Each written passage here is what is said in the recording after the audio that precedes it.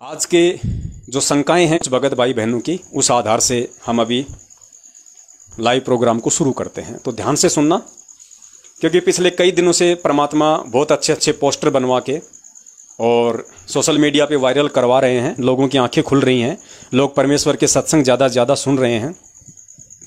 तो उसी के रिगार्डिंग कुछ भाइयों की शंकाएं थी। और जैसे दास ने एक पोस्टर बनाया था कि त्रेता युग में जो नरसिंह का रूप धारण करके आया था, भगवान नरसिंह का जो रूप धारण करके आया था, जिसने हिरण्यकश्यप की छाती फाड़ी थी और जिसने अपने प्रिय भक्त प्रहलाद की जीवन रक्षा की थी, दास ने कहा कि वो विष्णु भगवान नहीं था, वो त्रिलोकी विष्णु भगवान नहीं था, वो संत रामपाल जी महाराज था, जो त्रेता युग में भगवान नरसिंह का रूप धारण करके अपने प्रिय भक्त प्रहलाद की जीवन रक्षा करने आया था। वो संत रामपाल जी महाराज था। क्यों? क्योंकि ये परमात्मा चारों युगों में आता है। ये परमात्मा जब चाहे जहां प्रकट हो जाता है, जब चाहे जो रूप ये परमात्मा बना सकता है। इसका वैदिक नाम इसका है कबीर देव। उसके अलावा ये परमात्मा कहीं भी, किसी भी रूप में, किसी भी रंग में, किसी भी क्षेत्र में, किसी भी देश काल और परिस्थिति में, किसी भी नाम से, किसी भी शकल सूरत से जब चाहे जहां प्रकट होकर अपना काम करता है। तो आज वही परमात्मा जो त्रेता युग में नरसिंह रूप धारण करके आया था, वो कबीर परमेश्वर, आज वही कबीर परमेश्वर संत रामपाल जी महाराज जी के रूप में आप और हमारे सामने प्रकट है, विद्यमान है, आज हमारे सतगुरु के रूप में है। तो बहुत सारे भगत भाई बहनों ने कहा कि यदि नरसिंह रूप यदि कबीर भगवान ने धारण किया था, तो उन्होंने कहा कि वो तो विष्णु भगवान था। पुराणों में तो लिखा कि वो तो विष्णु भगवान थे, वो तो त्रिलोकीनाथ से। तो कबीर जी नरसिंह के अवतार कैसे हो गए, कहां से हो गए? तो कॉमन सेंस की बात है, जगत वालों को ये बातें इतनी आसानी से समझ में नहीं आ सकती हैं। इसके दो कारण हैं पुण्यात्माओं। सबसे पहला कारण तो ये कि हिरण्यकश्यप ने ब्रह्मा जी से जो वरदान मांगा था अपने कठोर तप के बदले, उस वरदान में उन्होंने ये मांगा था कि ना मैं दिन में मरूं, ना मैं रात में मरूं, ना मैं जमीन में मरूं, ना मैं आकाश में मरूं, ना मुझे कोई पशु मार सके, ना मुझे कोई इंसान मार सके, ना मुझे कोई देव मार सके, ना मुझे कोई महादेव मार सके, ना मुझे किसी अस्त्र से मारा जा सकता, ना मुझे किसी शस्त्र से मारा जा सकता। अर्थात उन्होंने ब्रह्मा जी से इस प्रकार का वरदान ले लिया कि इस 21 ब्रह्मांड में कोई भी समर्थ शक्ति उसको मारने के लायक नहीं थी।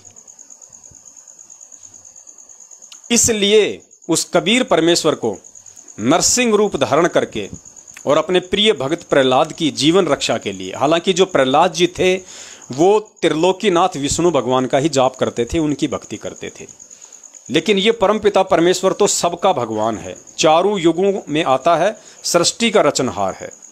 आज चाहे कोई देवी देवताओं की भक्ति कर रहा हो, चाहे कोई ब्रह्मा विष्णु महेश जी की भक्ति कर रहा हो, चाहे कोई किसी अन्य नकली धर्म गुरु शंकराचार्य संत और महंत के पीछे नाम लेके भक्ति कर रहा हो, समय आने पे रक्षा उन सब की ये कबीर परमेश्वर ही करता है।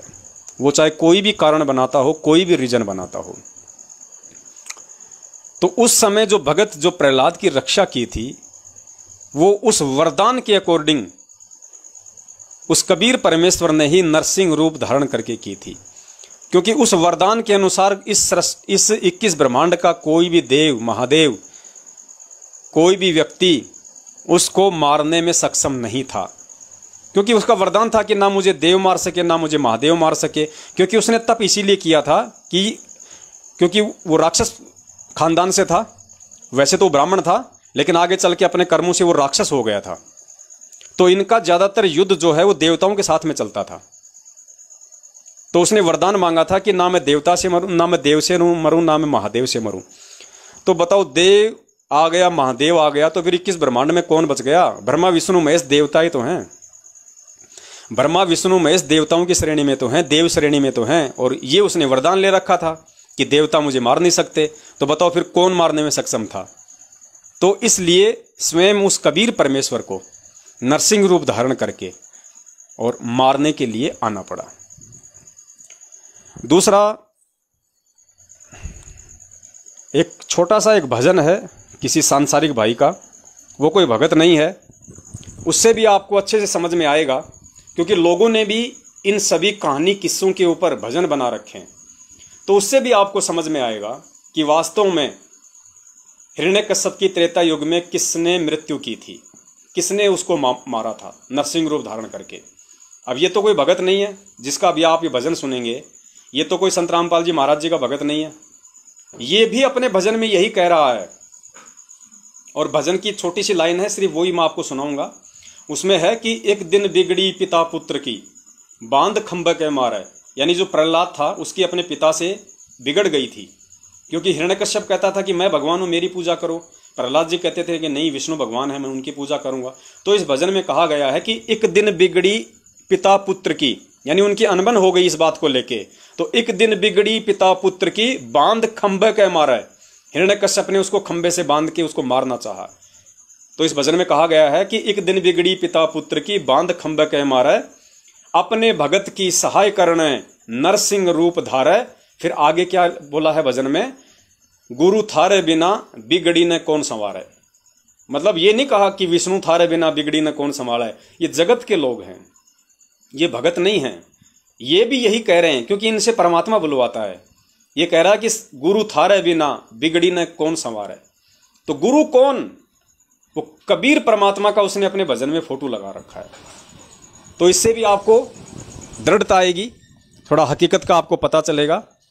थोड़ा ये भजन की 2 लाइन आप जी सुनिए।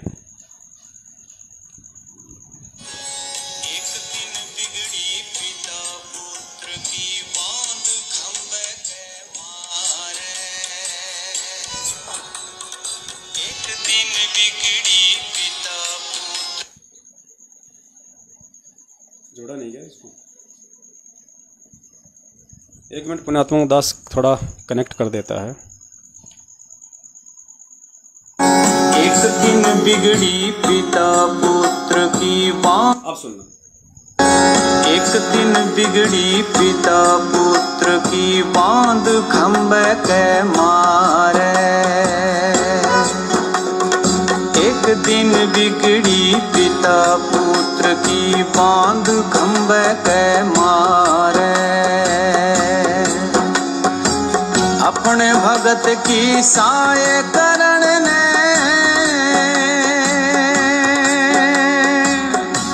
नरसिंह देहि धारे, गुरु थारे बिना बिगड़ी ने कौन सुधारे। गुरु थारे बिना बिगड़ी ने कौन सुधारे। गुरु थारे बिना बिगड़ी न कौन सुधारे। एक दिन बिगड़ी पिता पुत्र की, बांध खंभ के मारे। अपने भगत की सहाय करण ने नरसिंह रूप धारे। गुरु थारे बिना बिगड़ी न कौन सुधारे। अब ये जगत वालों के भजन हैं, पवन दास के भजन नहीं है, संत रामपाल जी महाराज जी के भगत नहीं है। लेकिन हमने जो निष्कर्ष लेना था इस भजन से वो ये लेना था कि त्रेता युग में नरसिंह रूप त्रिलोकीनाथ भगवान विष्णु ने नहीं, बल्कि सबके नाथ, सारी सृष्टि के नाथ उस कबीर परमेश्वर ने धारण किया था, जो आज सतगुरु रामपाल जी महाराज जी के रूप में 8 सितंबर 1951 से धरती पे पुनः प्रकट हैं।